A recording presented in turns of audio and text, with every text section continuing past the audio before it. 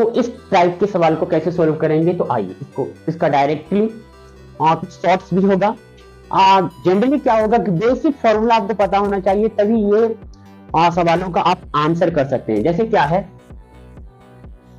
जैसे इसका सिंपल सा क्या है, अगर आपके पास a डॉट a हो तो a वेक्टर का मैग्नीट्यूड का स्क्वायर करेंगे, ठीक है।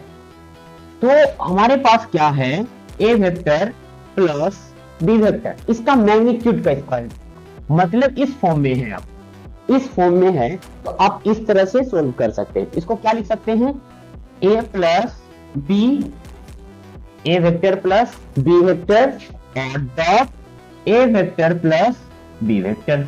ओके, अब इसको डॉट लगाएंगे, तो कैसे डॉट लगाते हैं, देखिए इसको इसके साथ इंटू करेंगे तो क्या हो जाएगा, a डॉट a, इसको इसके साथ करेंगे तो क्या हो जाएगा, a डॉट b, फिर इसको इसके साथ करेंगे तो क्या हो जाएगा, b डॉट a प्लस, फिर b को b के साथ करेंगे तो क्या हो जाएगा, b डॉट b। ओके, तो a डॉट a तो क्या लिख सकते हैं, magnitude of a, magnitude a का मैग्नीट्यूड का स्क्वायर कर सकते हैं, क्या करेंगे, a मैग्नीट्यूड का स्क्वायर, ठीक है। उसके बाद a डॉट b है और b dot a, scalar product में अगर आपके पास क्या हो, a डॉट b है तो कॉम्यूटेटिव लॉ से आप इसको क्या कर सकते हैं, b डॉट a।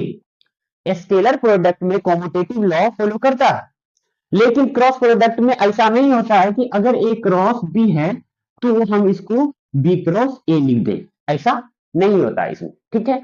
क्यों नहीं होता है, इसके लिए कंसेप्चुअल है, ठीक है। जनरली इस सवाल को सोल्व करने के लिए अभी आपको क्या चीज का जरूरत है, a डॉट b है तो उसको क्या लिख सकते हैं, b डॉट a, और कहीं b डॉट a है तो हम उसको क्या लिख सकते हैं, a डॉट b। तो b डॉट a है तो हम इसको क्या लिख सकते हैं, a डॉट b, और ऑलरेडी हमारे पास क्या है, a डॉट b प्लस, अब b डॉट b वेक्टर का डॉट फिर b वेक्टर, तो क्या बन जाएगा, देखिए जैसे a डॉट a तो मैग्नीट्यूड ऑफ a का स्क्वायर हो गया, उसी तरह से हम इसको क्या लिख सकते हैं, b मैग्नीट्यूड का स्क्वायर।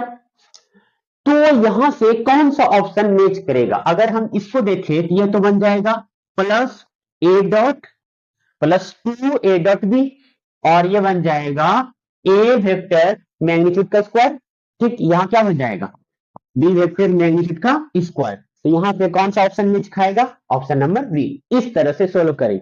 अगर जनरली प्रॉपर अगर कंसेप्ट पता, इतना करने का भी कोई जरूरत नहीं है, दोनों का स्क्वायर लगा जी, a square b square plus 2ab, ठीक है। और ये लॉजिक आपको पता है तो आप आराम से इसका सोल्व कर सकते हैं, इतना करने का कोई जरूरत है, हम आपको दिखाने के लिए ये चीज किए, नहीं तो डायरेक्ट आंसर कर सकते थे। ओके, नेक्स्ट सवाल।